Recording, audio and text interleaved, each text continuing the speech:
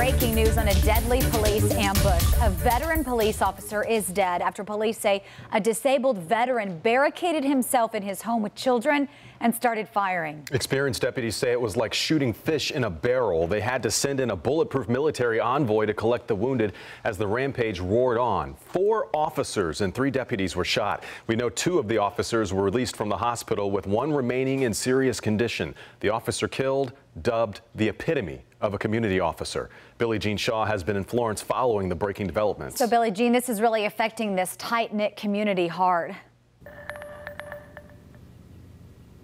Such a tragedy here in Florence. Like you mentioned, Sarah, Florence is a small, tight-knit community, so everyone is impacted by this. We're just leaving out of a press conference and learning the Richland County Sheriff's Office is the lead investigating agency on this case. Richland County Sheriff Leon Lott tells us the suspect is still in the hospital. No charges have been filed at this time, and they're still investigating the motive. We now know the name of the suspect, who police say fatally shot an officer and wounded 6 others in Florence, South Carolina. 74-year-old Frederick Hopkins, a disbarred lawyer and Vietnam veteran, is now in custody. But he has not been formally charged.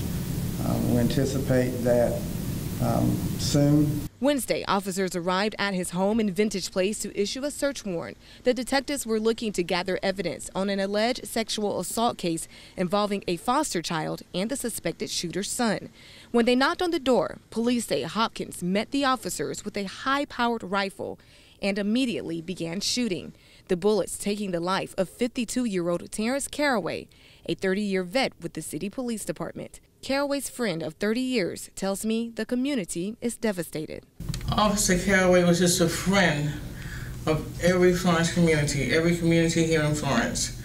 I mean, he did so many things, helped so many young people.